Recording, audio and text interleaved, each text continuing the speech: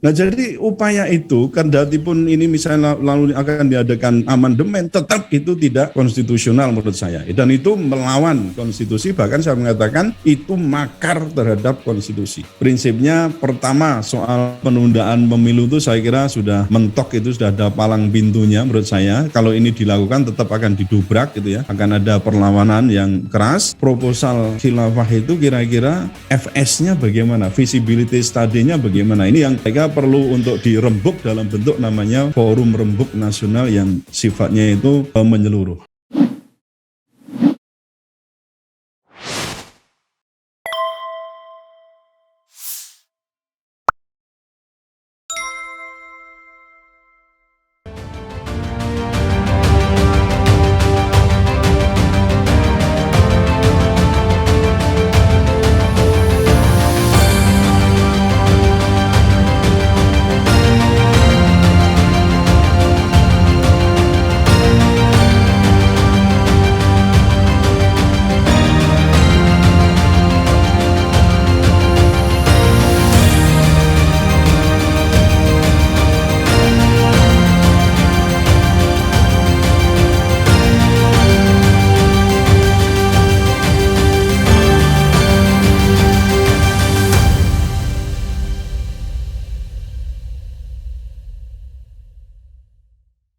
Mas Slamet yang saya hormati, Mas Slamet Sugianto dan juga Mas Hosinuddin, serta para alim ulama ya mungkin yang juga bergabung di sini, para intelektual cerdik pandai dimanapun saudara berada. Ya, saya akan cerita sedikit tentang pertemuan yang kemarin saya ikuti tanggal 14 Maret tahun 2022 ya. Jadi kemarin di DPD RI ya. Wah, di situ ada dialog kebangsaan yang menghadirkan juga tokoh-tokoh nasional, kecuali saya ya. Nah, saya kan tokoh daerah dari Semarang ya.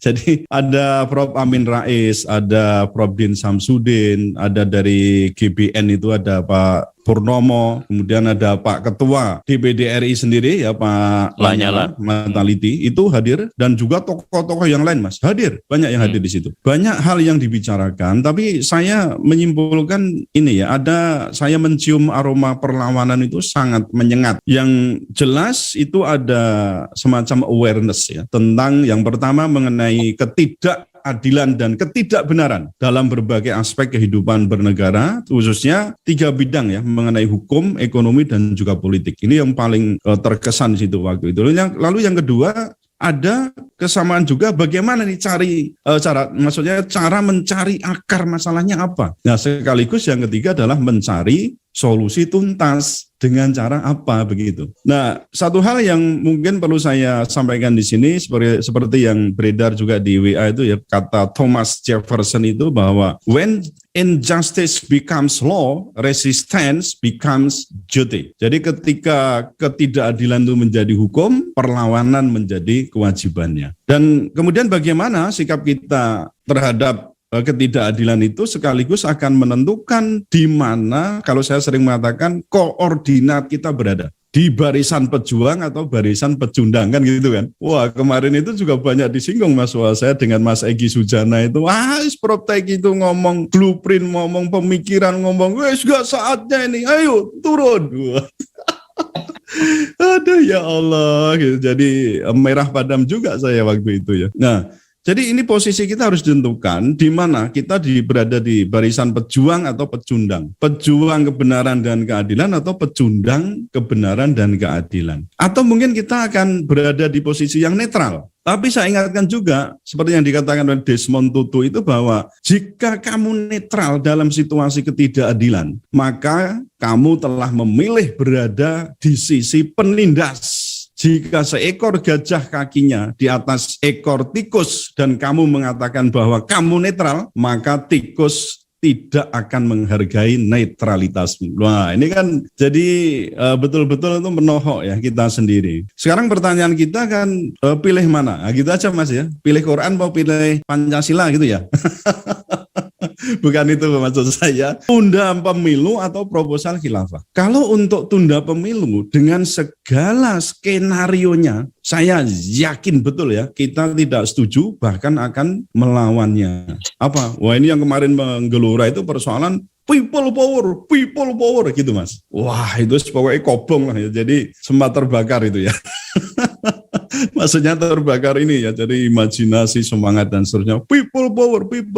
Itu jelas Mas, dengan segala skenario. Skenario untuk apa? Memperpanjang masa jabatan atau mungkin juga menambah periode. Tentu itu kan tetap harus juga melalui tata cara konstitusional. Meskipun, saya katakan begitu, meskipun dengan cara mengubah Undang-Undang Dasar 45, saya berpandangan tetap itu tidak konstitusional. Kenapa? Kita sudah melalui fase di mana dulu ketentuan presiden dan wakil presiden masa jabatannya itu adalah dipilih untuk 5 tahun, ya, dipilih dalam waktu 5 tahun dan sesudahnya dapat dipilih kembali. Itu sebenarnya dulu kalau semangat kita itu bagus, ya hanya 2 kali. Karena itu mengikuti 5 tahun yang pertama gitu loh. Cuma kan karena suasana macam itu, ya juga termasuk ada diktator dan seterusnya, itu akhirnya sampai ke 32 tahun itu ya. Nah kemudian masa reformasi diubah ya, setelah itu diubah ya, taruhlah begitu ya. Tapi sebelumnya kan di masa Orde Lama jelas itu sampai berapa Mas? Seumur hidup itu ya, pernah ingat ya itu ya. Iya. Ya, tapi di masa Pak Pak Soeharto itu kan 32 tahun, artinya tidak ada batasan apakah 2 kali, 3 kali itu sebagainya. Nah di masa reformasi dibatasi, maksimal diperpanjang 1 kali untuk periode yang 1 kali periode untuk jabatan yang sama. Berarti sudah maksimal. Nah kok ini ada upaya untuk apa? Untuk memperpanjang, bisa dengan menambah periode atau mungkin juga yang kedua adalah dengan menambah masa jabatan menjadi berapa tahun, misalnya ini ditambah 2 tahun atau 3 tahun dan seterusnya itu. Nah jadi upaya itu kendati pun ini misalnya lalu akan diadakan amandemen, tetap itu tidak konstitusional menurut saya, dan itu melawan konstitusi, bahkan saya mengatakan itu makar terhadap konstitusi. Nah kalau sudah makar apa? Ya kalau sudah makar presiden juga ikut di dalamnya, misalnya apakah mengikuti Pak Luhut atau mengikuti Pak Hartarto dan seterusnya terkait di dalamnya, selayaknya secara konstitusional juga sudah bisa dimakzulkan kan gitu. Tapi pertanyaan kita, siapa yang memakzulkan? Nah, DPD itu salah satu kemarin itu yang sikapnya sangat keras. Intinya kalau sampai ada perpanjangan masa jabatan presiden dengan penundaan pemilu atau mungkin dengan menambah ya, dengan mengamandemen Undang-Undang Dasar 45, itu DPD akan menjadi palang pintu. Wah, itu kemarin Mas. Jadi kalau persoalan ini menurut saya ini ya, dari sisi tataran politik di tingkat atas itu sudah tertutup. Menurut saya sudah di palang pintu. Ketika misalnya ini benar-benar terjadi, kemarin ya, ini gimana nih kalau melakukan people power macam-macam, Pak Lanyala juga, sabar saudara-saudara ya, jangan melakukan begitu, bla bla bla, kita tunggu. Ini mendekati puasa, ya kita harus banyak pikir dan zikir, katanya gitu. Jadi pikir dan zikir itu, dan nanti setelah puasa bagaimana dievaluasi. Apakah itu harus melakukan perlawanan yang lebih keras atau bagaimana, tapi intinya tadi, untuk dengan segala upaya tadi ya, skenario A sampai Z, apa yang dilakukan oleh para ketua partai politik termasuk Pak Luhut dengan big datanya itu dan seterusnya, sebenarnya dari sisi politis itu saya menyatakan itu sudah kena palang, terutama dari DPD yang mewakili dari berbagai daerah di seluruh Indonesia. Itu untuk penundaan pemilu. Kemudian untuk bagaimana dengan proposal khilafah? Nah, saya akan tanya, apakah posisi Anda, saya tanya ya, Anda atau kita akan menolak? Nah, yang mengajukan proposal siapa ini? Mas Sunidin, halo.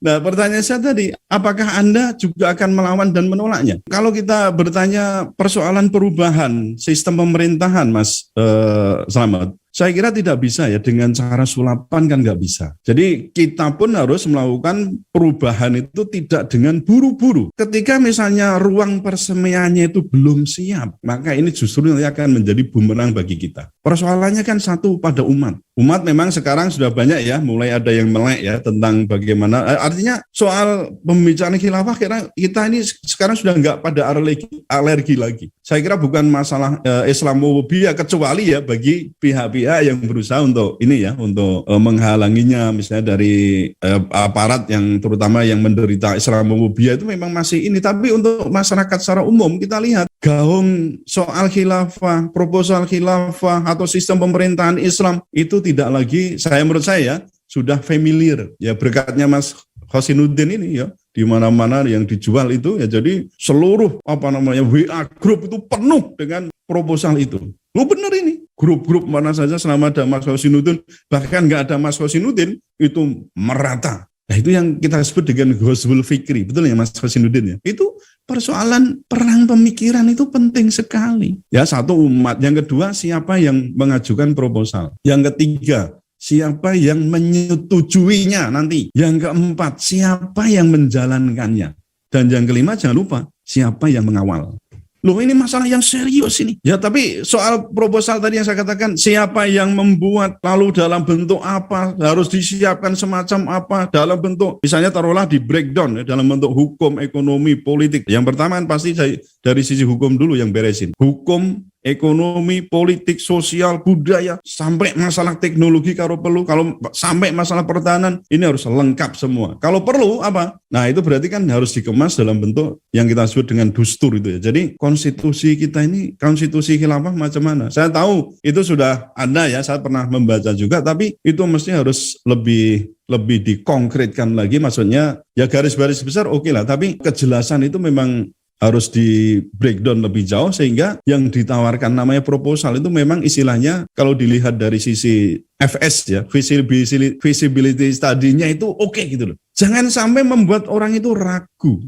Kenapa begitu? Karena kita yakin ya, yang namanya ajaran Allah berdasarkan pada hukum-hukum Allah, ada sunnah, as-sunnah, kemudian ada ijma ulama, ada qiyas juga. Itu salahnya di mana? Pasti nggak salah gitu loh. Nah persoalannya tadi kan ketika yang mengajukan itu siapa, kemudian yang membahas siapa, persetujuan dalam bentuk apa, kemudian sana jadi siapa yang mengawal. Ini yang ketika ini belum jelas, ini harus kita bicarakan dulu, karena mau nggak mau kan kita tetap kalau di bukan saya ngomong sistem demokrasi ya, kalau taruhlah di Indonesia ini kan mesti harus ada namanya ya, kalau sekarang kita sebut Badan Musyawarah rakyatnya itu loh Mas ya, ini kita harus punya ini. Apakah kita mau memanfaatkan itu atau kita membentuk namanya majelis perwakilan rakyatnya itu, yang mana yang nanti harus ada yang dipakai untuk melakukan musyawarah nasional ini. Tapi sebatas musyawarah nasional, kemarin sebenarnya Pak Din Syamsuddin juga menggagas, kan beliau juga sering kan membuat itu. Nah, skalanya yang benar-benar masif nasional itu yang macam mana? Ini harus ada forum itu. Kalau nggak ada forum itu, ya paling nanti istilahnya sporadis terus Mas. Nggak mungkin kita bisa taruhlah akan mencari solusi dengan menawarkan proposal khilafah itu kalau tidak ada forum yang sifatnya nasional ya, yang menyuluh seluruh dari ujung barat sampai timur, selatan, utara itu semuanya ngumpul gitu ya, dengan ada perwakilan itu sulit untuk kita membicarakan soal proposal khilafah ini. Sekalipun kita tahu bahwa itu adalah sistem yang terbaik untuk membentuk yang kita sebut dengan the new order of the age ya. Jadi